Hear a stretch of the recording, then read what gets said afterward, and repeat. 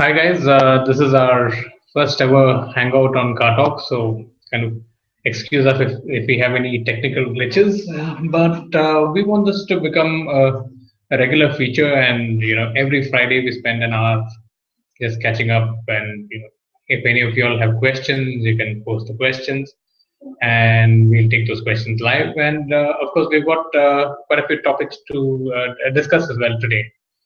So we're calling this Fridays with Car Talk. It's a weekly hangout with car owners, buyers, and enthusiasts, where you can get all your car questions answered right here.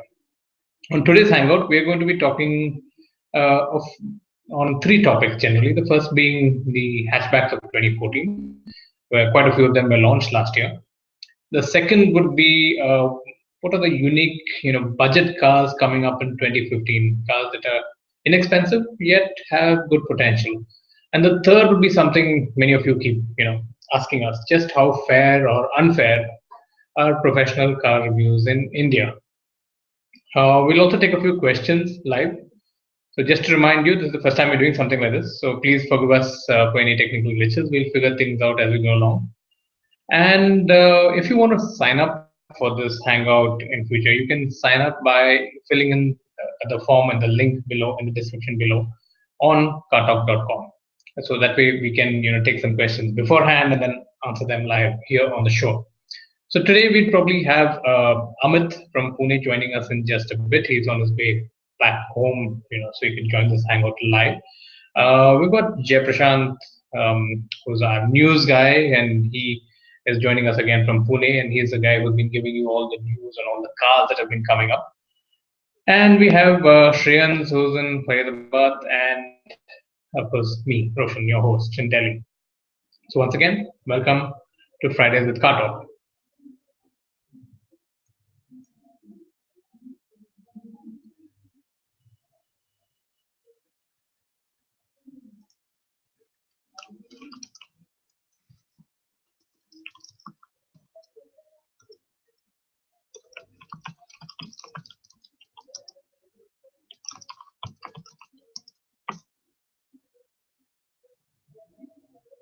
Still waiting for people to join. As of now, we don't have much of an audience, so even my guests are not on.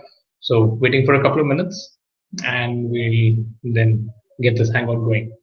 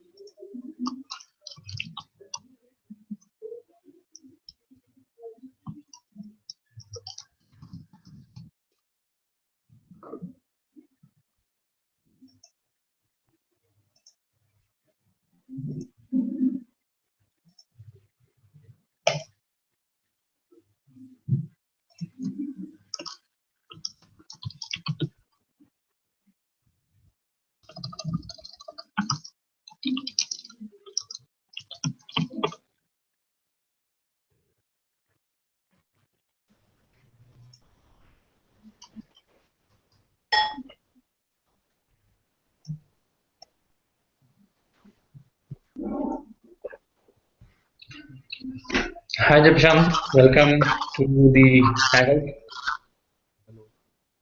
Can you hear me? And are you all set to go?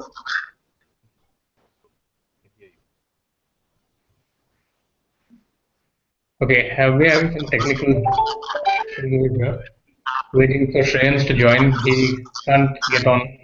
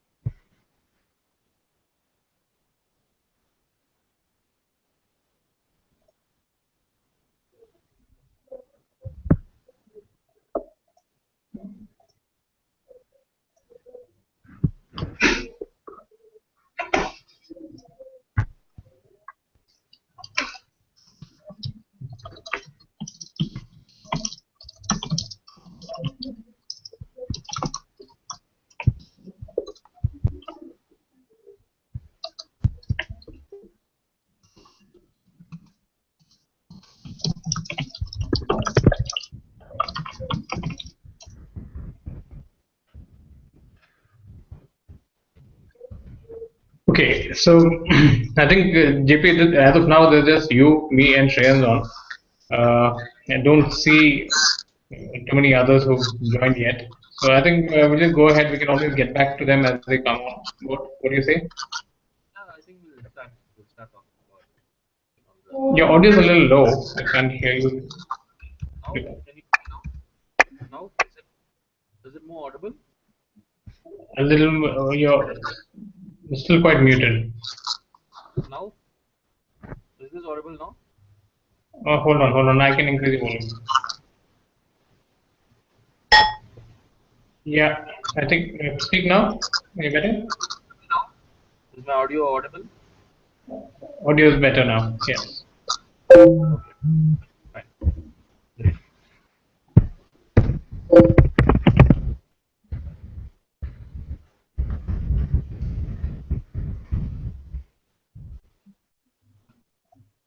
Do we start?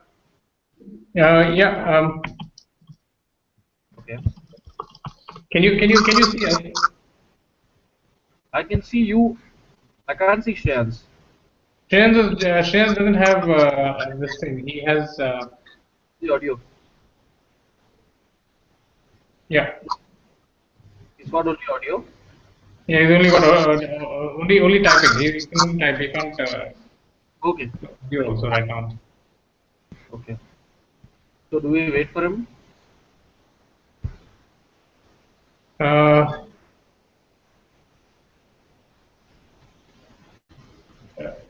One viewer, yes. Okay, Shreyans is on. I think. Okay. Yeah, Shreyans is on.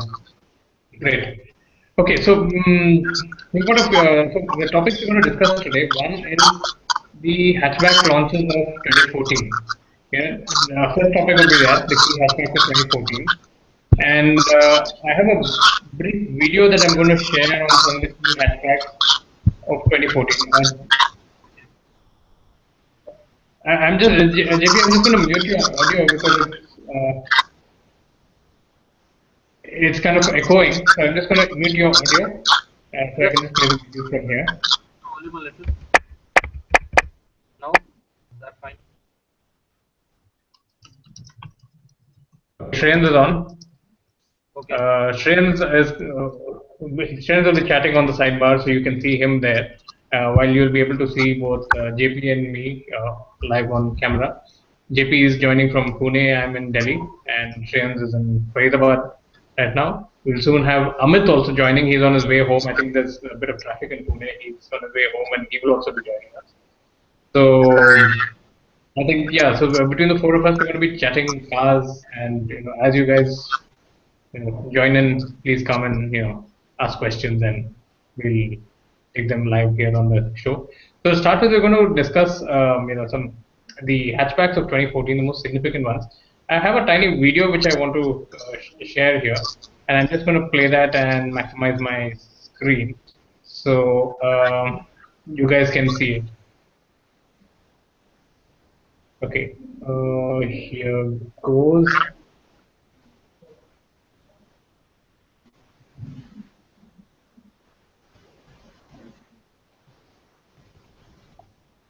I'm sharing my screen from here.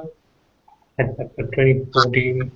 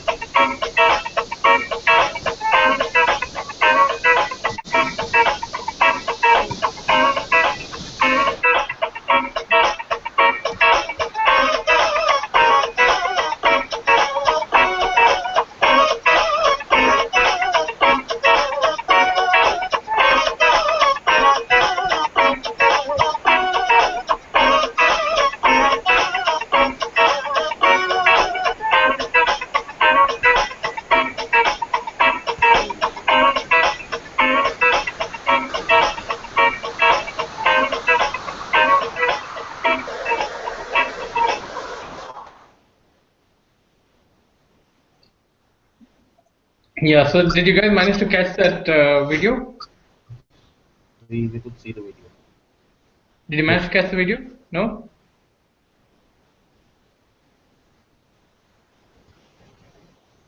Yes, I did. Okay, and fine. So this was basically on the hatchbacks of 2014. So, JP, what, according to you, were the most significant hatches from that lot, Yeah, which made a difference? I think it is the Elite i20, the Hyundai Elite i20. I think that this was the most significant launch in the hatchback segment in 2014. Primarily because the Elite i20s shows that the Indian car buyer is willing to, go that extra mile and pay that extra lakh rupees for a premium B segment hatchback. Previously, cars priced at that point never used to do 6,000 to 8,000 units. Okay, the Swift still does around 15, 16,000 units, but it is still not as pricey as the Elite i20. But once the Elite i20 come into the market and people are still buying it, it means that people are willing, the hatchback buyers willing to pay that premium for premium quality and premium finished hatchback. Okay.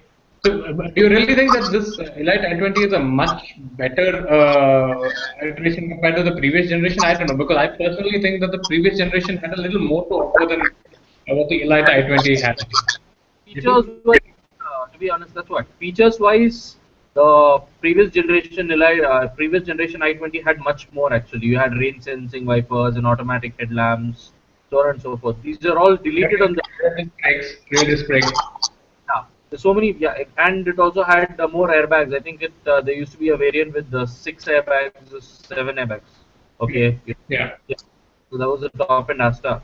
So in terms of deletions, yes, it had quite a few, but still, there are so many places in which the quality levels, of the new Elite i20 is improved compared to the older one. Especially when you look at the engine, there's no turbo lag in the new one. Okay, Yeah. the previous i20 had a lot of turbo lag. So they've made such refinements rather than going all out and getting you a completely new car with more features. Hyundai this time seems to be focusing on the finer aspects. It's like there's a beading between this bonnet and the body line. Okay, a small rubber beading. So these are all these features feel very European, and it feels like a very rounded car than the older i20. But features wise, yes, there's been a lot of deletions, but still it's doing well. That's what actually amazes me. Despite the vehicle having lesser features, people are still going ahead and buying it. This is a much bigger sales success than the older one. Okay. That's true. That's true. I mean, I think it's the styling that really matters over here. I think it's the styling that really matters over here, in this case. And what about the Polo?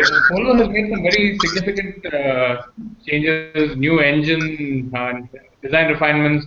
I mean, if you look at that, if you compare the I-20 and the Polo, I think the Polo really is the better car here. What do you think? Yeah, in terms of performance, that is, especially the 1.5 TDI, the once the engines come in, I think yeah, the Polo in terms of straight line or outright performance, yes, it beats the i20, and even in terms of handling dynamics and in terms of how it feels, the build quality, etc., etc. When you look at how solid it feels, yes, the Polo is more solid, but Hmm. it's got a lighter build, but still the way the door shuts, etc., etc. It's quite premium even in the i20. But yes, the Polo has a slight edge when it comes to outright performance. An enthusiast would obviously pick the Polo rather than the i20. The i20 is more, it aims to satisfy more people by offering everything in between.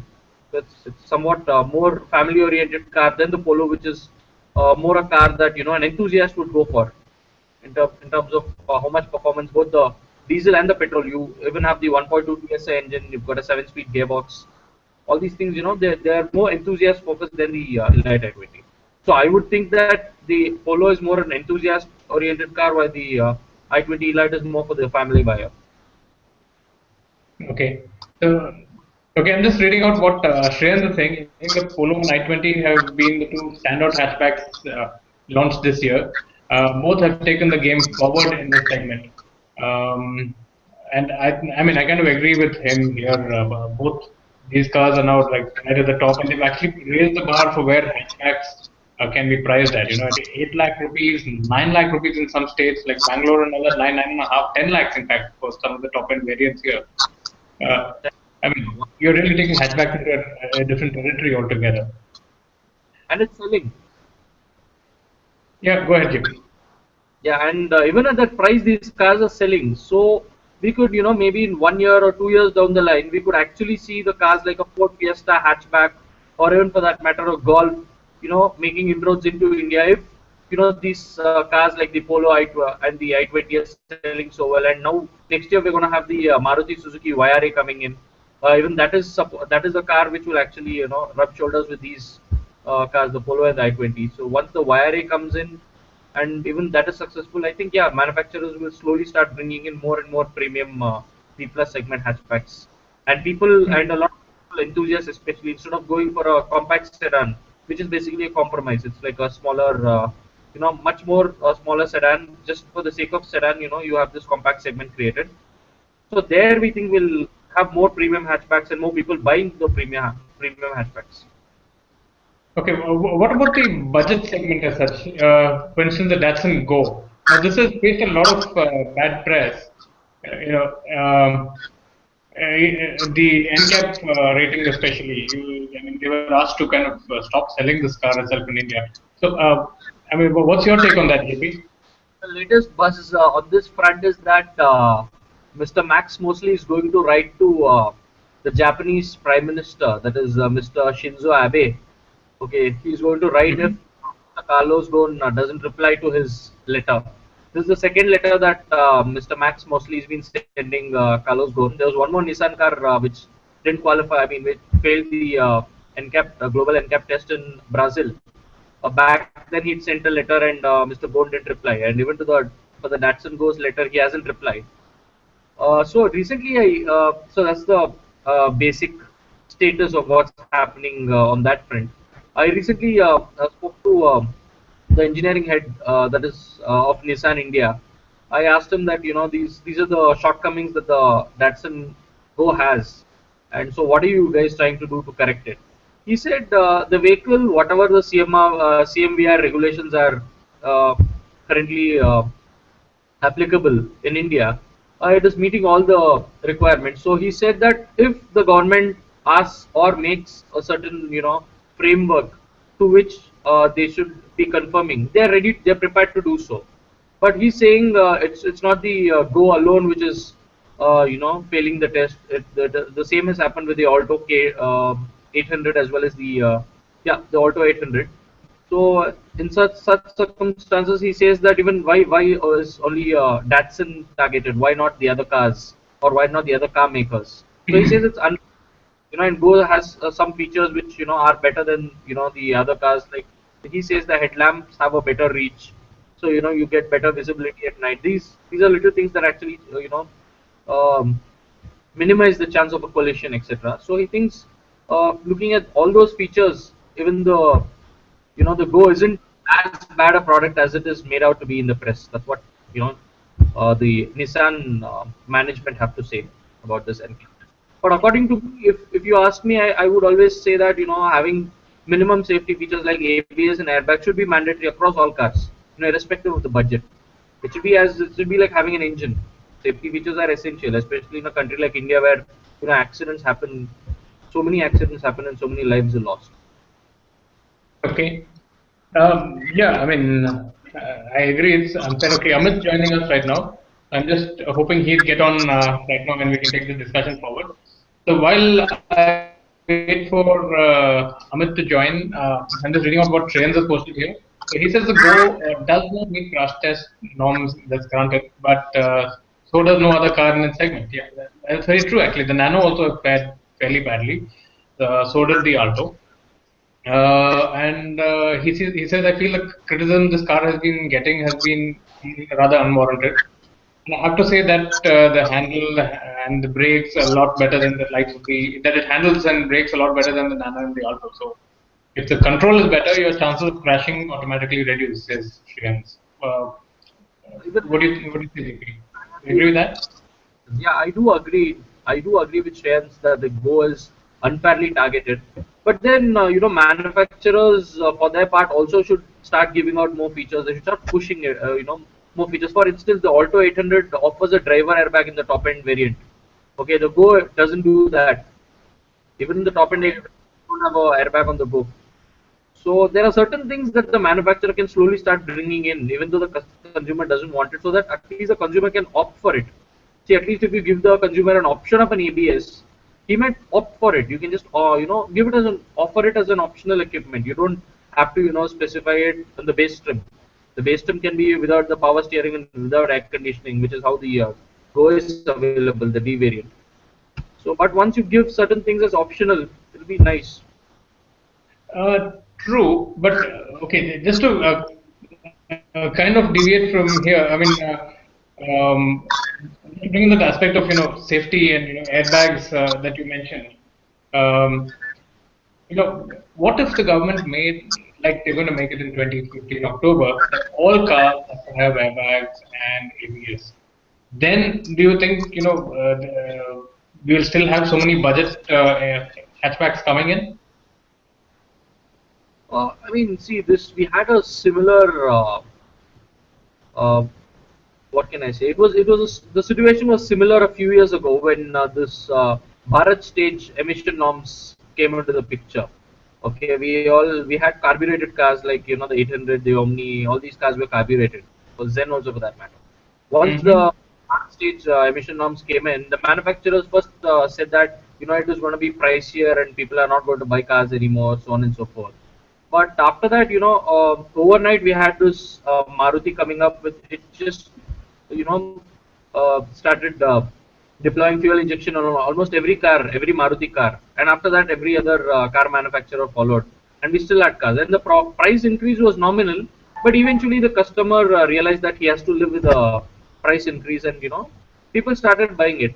So once if the government, that is in October 2017 is what they're planning, the Bharat Vehicle safety program, assessment program, BVN SAP or something like that.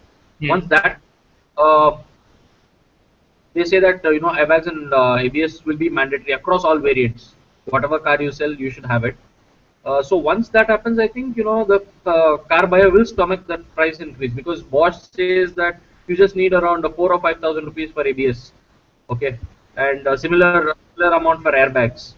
So I think around 10 to 15,000 the consumer will be willing to pay for a better safety. If it becomes mandatory, the consumer doesn't have any choice. It's either don't buy a car or buy a car. So I think 15,000 is not going to actually make a person not buy a car, even in the entry level segment.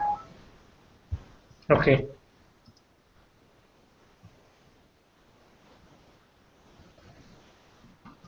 Else, do you have? Okay. So I just while I'm waiting for Amit to join, I'm going to just play this video again so that he can see it and then join. Okay. So just playing the video again. So the 2 minute break. Maybe take the break and let the video play.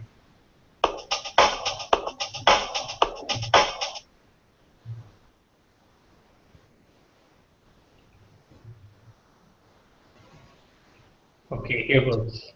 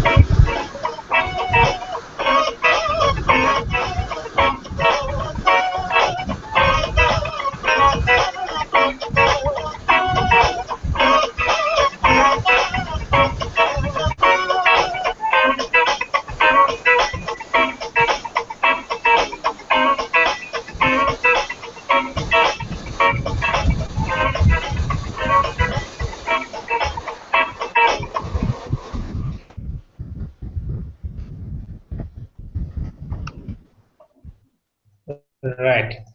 Actually, three cars I didn't mention in there because they were like really minor changes to them. One was the Swift, the other was the Leva, and the Chevrolet Beat. I mean, hello, people, you remember the Chevrolet Beat? Where they changed a little thing around the grill and around the headlamps and the tail lamps. Well, Very, very small things. so, I mean, those are the other three cars in the list of hatchbacks. I still can't see Amit. Amit, can you hear us? I mean, are you joining us? Let me just ask him on chat. Can you?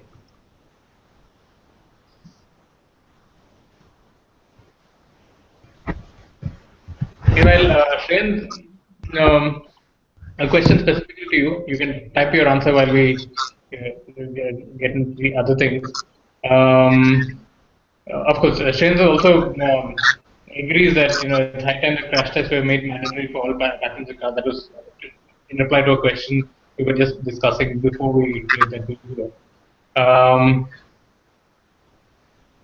So yeah, JP, the cars like the Swift and the Leva, forget the Swift. Swift hasn't added that, but Leva has significantly added airbags in all its variants. I mean, next to the Polo, I think this is the only other premium hatch to have done that. Is that right? Are you aware of any others who've done that? Nobody else.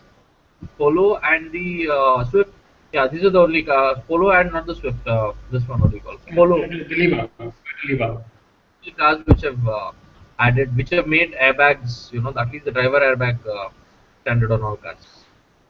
The Polo's got both airbags. I think the Levas made only driver airbag standard. Okay.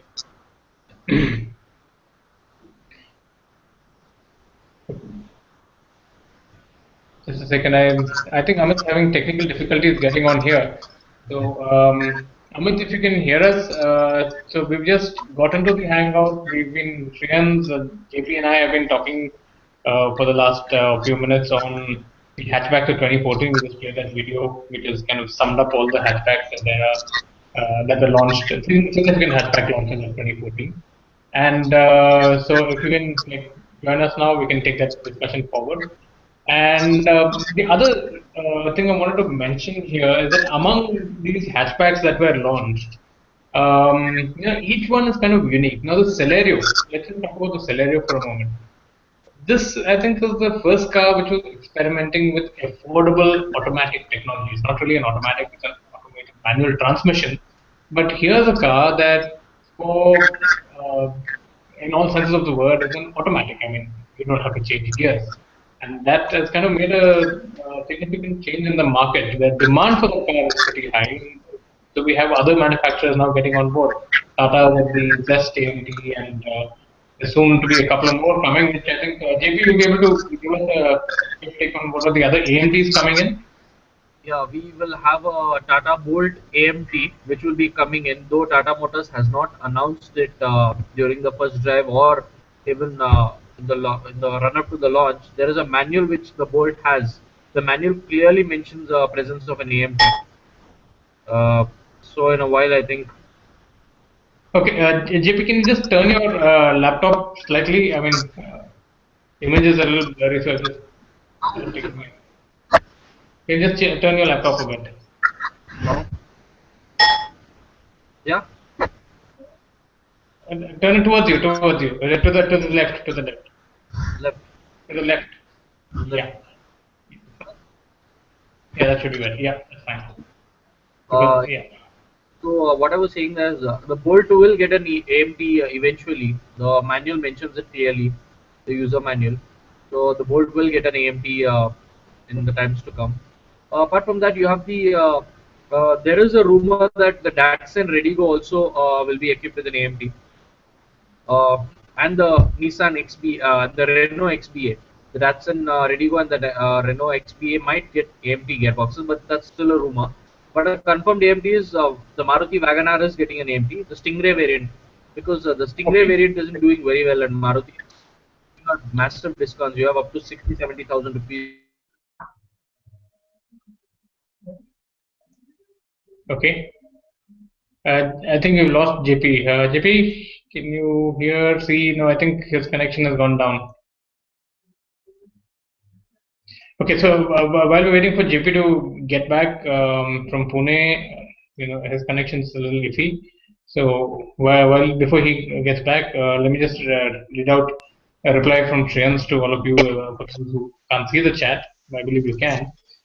So Shreyans says, I believe the demand for automatics was always there. It's just that the customer never had many options to choose from, and it also means compromises on performance and running costs, in addition to a much higher purchase price.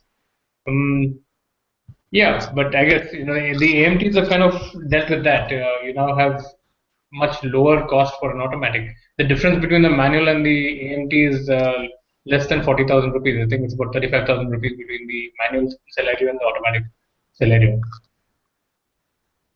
Yeah, and the other thing is we have something called the e-clutch technology that Bosch is experimenting with. Bosch is testing out a Honda Brio with an electronic clutch. It just automates. It is not even an AMT. It's I think a even lower cost solution. It just automates the clutch operation, which the driver can control. So once that happens, to drive in rush hour traffic, they can just turn the clutch off mode, in which then the servo is going to automatically control the clutch and the gear shifting. So it'll be even more cheaper than the AMT technology. But people in rush hour traffic they can use, and whenever you want to hit the highway, you can go back to the manual transmission. So these are Okay. the option that the Bosch is coming up with, and they say by 2016 this technology will start uh, in budget cars. It will be offered from 2016. That is what Bosch claims. That's the latest I have for you. Automated transmission technology. We can't call it automatic anymore. It's automated transmission. It is automating the Okay. Yeah, functions. no, so this, in fact, I think some years ago they had a thing like this, which was an aftermarket thing that you could fit in your car, and it would be an auto clutch. Basically, it was just a device that you press a button on the gear lever, and as you shifted gears, the clutch would automatically engage and disengage for you. You know, so yeah, we're kind of now taking that technology mass market and in a more sophisticated way. But with the increasing traffic conditions, I guess that really does matter. Okay, so I still can't seem to get Amit on for some reason. Uh, he has a problem logging on. So I'll just wait for him to log on, and meanwhile, I'm just going to take you guys through a little slideshow on what we think are the significant budget cars that are going to come out in 2015. So here's a little slideshow that I'm just going to take you guys through. Just sharing my screen to all of you all. So here, just starting the screen share. Nano MT. One to MT. Right, can you guys see this? Yes. JP? Yes. Okay. So this is, I mean, now here are some cars that you will be very familiar with because you've been closely tracking the news on these cars.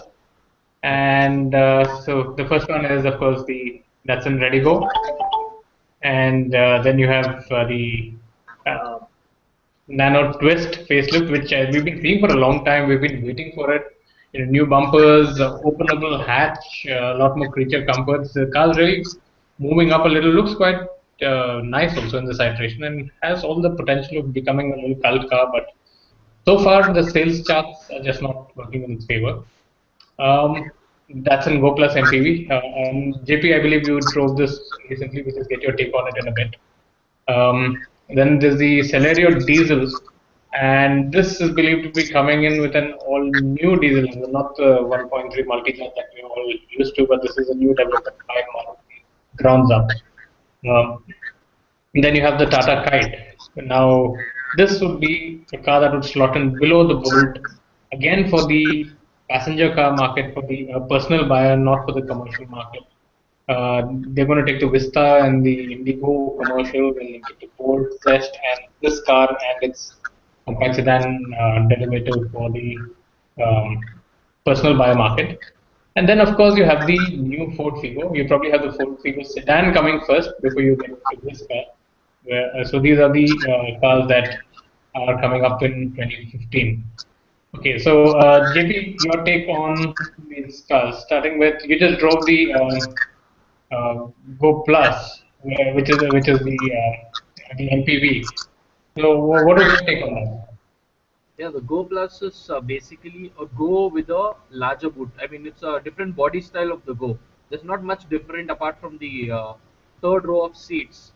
Everything is the same when you look at the Go and the Go Plus. But the third row of seats, getting into it is going to be very difficult. That's what I've even mentioned in the review. It's extremely difficult if you're a midget or if you're very small or if you're less than 5 foot tall, maybe then you can sit on that seat. Even then, sitting in that seat for longer distances is going to be very difficult. So it's more of a wagon which brings in versatility to the Go platform. If I want a car that seats 5 people and has enough space to maybe carry two large suitcases, then maybe the Go Plus makes sense for me. But if I'm going to look at it in a form of an MPV, I think uh, the Eco is much better compared to the Go Plus if you're looking at an MPV here. So the Go Plus is more of a wagon, which you can picnic around you for a picnic and stuff like that. The extra boot will be useful more than that two extra seats. Apart from that, the performance it's quite peppy. It's got a 1.2 liter HR2 engine. It's the same engine as the Go. It's quite peppy and it's reasonably fuel efficient. It's a triple cylinder motor. But once you rev it past maybe 4,000 RPM, which usually it will not be, once you rev it, then you really know it's a three-cylinder. You have the proper thrum. You actually feel it. It actually feels like the Nano, the thrum. Once you take it past 4,000 RPM on the rev count. That's pretty much about it. I expect a pricing of around 3.49 lakhs. Anything more than that, it's going to be difficult for Nissan to actually grab the market. So it should be around 30-40,000 rupees extra. That's pretty much what it's worth in my book. And that is that's really a market that uh, that's untapped. I mean, a cheap seven-seater. Other than the Maruti Eco, the one with the front-facing, opposite-facing seats, I don't think there's any other seven-seater in that market. No, there isn't. The Omni is there, but Omni is not a MPV. It's more of a what can I say? It's a van. It's a passenger van, pure van. Even Eco is more of a van. It's a rear-wheel driven, and you have these leaf spring suspension. But a Correct. proper wagon at 3.49 lakhs, we've never had it before. And station wagons traditionally have never done well in India. Okay, we've had so many examples come and go. So they are, getting into difficult territory. It will be interesting how Datsun pull it off. It's going to But be very. don't you think like these are just like station wagons with 7 seats? I mean, in a sense, isn't the Go Plus actually I'm having audio difficulties. I can't hear you. Can you repeat, Roshan? okay? I said, don't you think that the Go Plus is a station wagon with 7 seats? This whole positioning as an MPV and nothing but a good old station wagon. If you look at the body style, it's like this good old station wagon. I can't hear you. I still can't hear you. Uh, Okay. yeah, I'm now, just now, taking this to the chat window here. now I can hear you. Now I can hear you. I can hear you. Now you can hear me? Right. Okay. So I was just saying that this whole thing of the Go Plus, isn't it actually just like a station wagon with 7 seats at the end of the That's day? I mean, what I'm saying. It is not an MPV. It is a station wagon that's masquerading as an MPV. And will the market accept it? And Nissan's, I think, been clever by calling it an MPV all along because they call it a wagon and stuff like that. It's really going to be difficult to market it again. So they're calling it an MPV. It's more of a hatchback that's extended a little bit. That's what a wagon exactly is. So I would, if I buy a Go Plus, I would buy it for the boot rather than the additional two seats because it's very difficult to cram in anybody in those two seats. It's almost it's very difficult. Even getting in is very difficult. You don't have seats. The split seats that actually fold down. The entire second row has to fold down, and you have to jump into the seat. And for old people, it's almost next to impossible. Younger people will go there, but they're not going to be happy. I can promise you that. Nobody's going to be happy in those two seats. yeah, that's what even Shreyan says. Given how low and tight the third row the Go Plus is, it's quite unfair to call it a 7-seater. I mean, of course, then he says Nissan will disagree. I agree that Nissan will disagree over that. Over there. So the other significant launch I think coming up next year is the Figo. I mean, people are kind of excited about because I think the pricing of the Figo is likely to be quite similar to the existing Figo, maybe just a slight premium from what it is. But the styling is quite radical. What's your take on the Figo, GP? Yeah, and the second thing, not just the styling, we also have the 1.5 liter TDCI that will make a debut. The 1.4 TDCI will be phased out of India. Okay, India is one of the last markets in which Ford sells uses the Peugeot derived the 1.4 TDCI motor. That will go out, and the 1.5 will come in. And once it comes in, it will make the Figo peppier.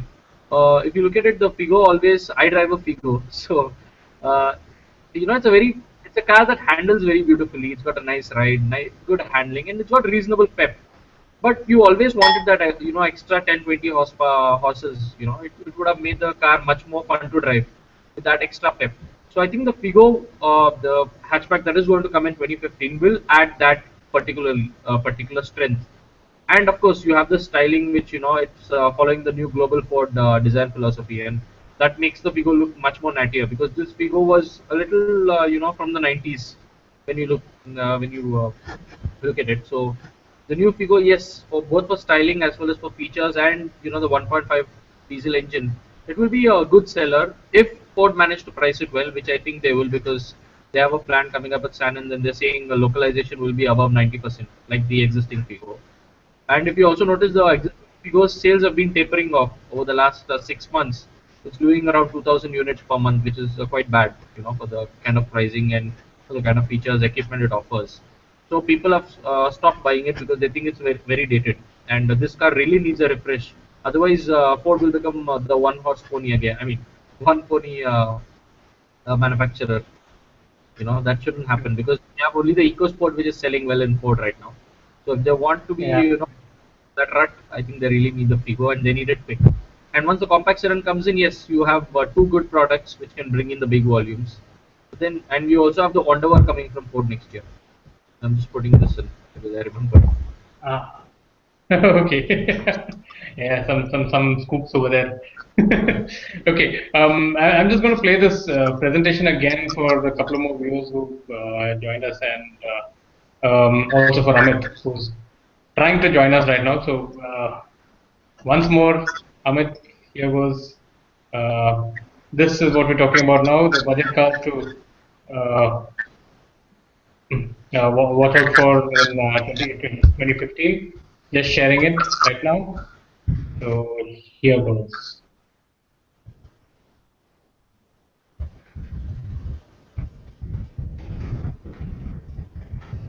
Okay, budget cars to watch out for in 2015. Starting with the Datsun Redigo. JP, do you have a launch time frame on this? Uh, that's a Redigo, I think, should be in the second half, because I think Nissan's got its hands full with the Go Plus in the first half. So I think the Redigo should come only in the second half. Also considering that there'll be no test mules. We have the Renault Mm-hmm. mule, which we've spotted a couple of times in Chennai, in and around Oragadam, but the Redigo, there's been no sign of it apart from the concept version. So I think it should come in only in the second half. Okay. Then the Nano Twist we have coming up next with the facelift, and this would be a significant step up. Electronic AMT, the Nano Twist might also get the new, I mean, the facelifted version might also get the Electronic AMT, which Tata showcased. And it's a 5-speeder, it's not a 4-speed gearbox, that's a 5-speed gearbox. That's a 5 speed. Ah, oh wow. A little tiny thing with a 5 speed gearbox? Good. Yeah. And it does 120 kilometers easily, yeah? This new Nano that is being facelifted. And Tata Motors has given it to a lot of employees, his wives, etc., for real world testing. So a lot of Hmm. in Pune, there are many people who are driving many women, especially I've seen them driving facelifted, camouflaged, of course, Nano twist. Yes. Oh, nice, nice. Then the Celerio diesel. Well, what's your take on this? This is a two-cylinder engine, if I'm not mistaken. 92 cc from the borrowed from the Y9T. Yeah, Yeah. this it's almost like it seems production production ready, or the Celerio, because we have seen images in which the entire car with the badging. There are a few Celerios which were spotted with ZDI badging also. Mm. It's ready, but Maruti is playing its cards close to its chest. Nobody know when exactly it will get launched. I think in the first half, is what I believe the Celerio diesel should get launched, because that's what lots of Right. reports say. And this, the Right. kite. The Kite is something which is, one of the better looking cars, if I may add, from Tata Motors.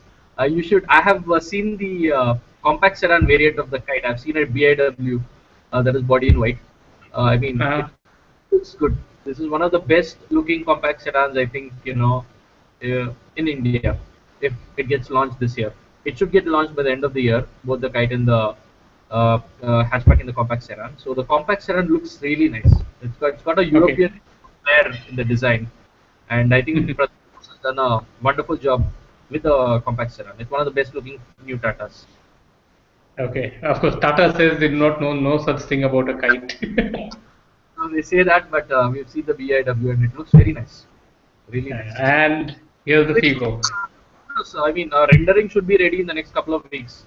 We have a render. I think we'll release it, and it's almost ready. I think next 1 week, I think we'll release a render of Okay. the right with proper from the BIW. This render be quite accurate because it's basically we are dolling up a body in white, so it's pretty easy, this render. So we are working on it.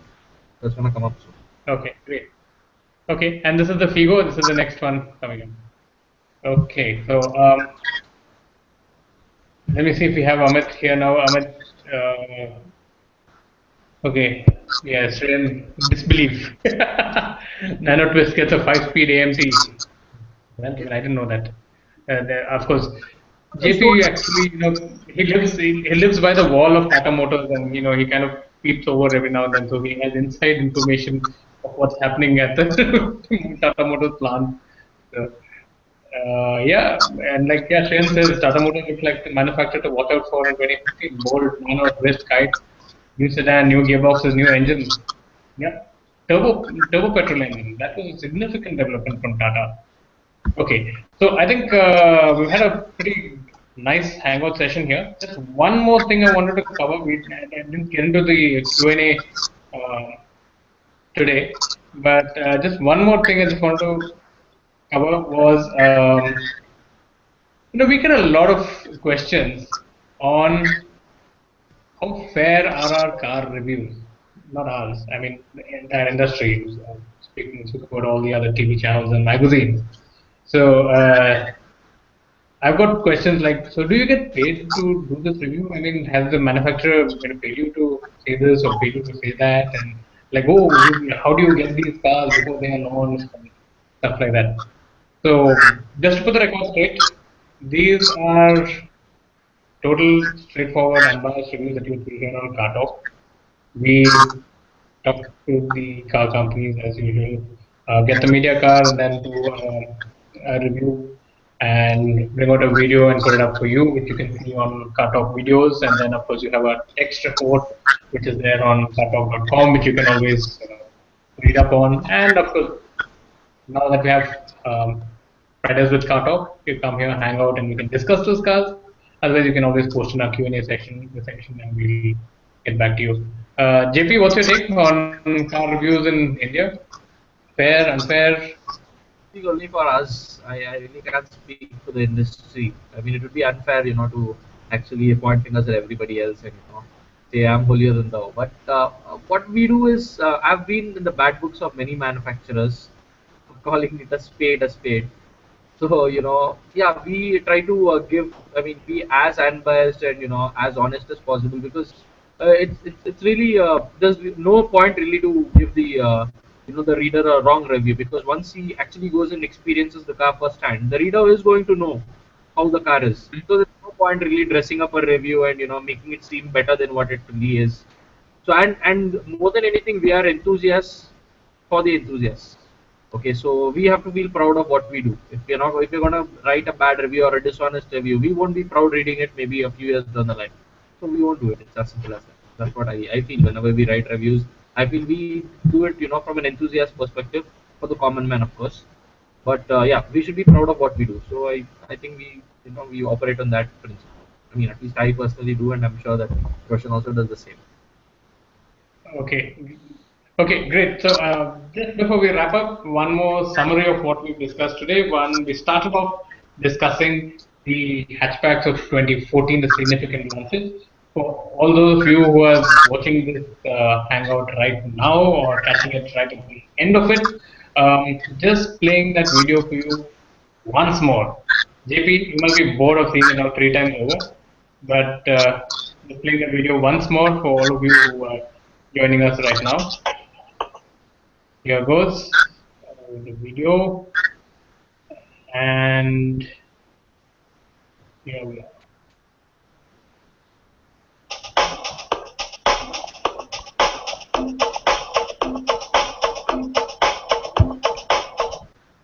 I don't think this video is playing. Hold on a second.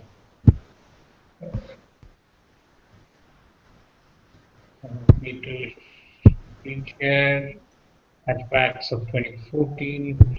Share. Right now you'll see it.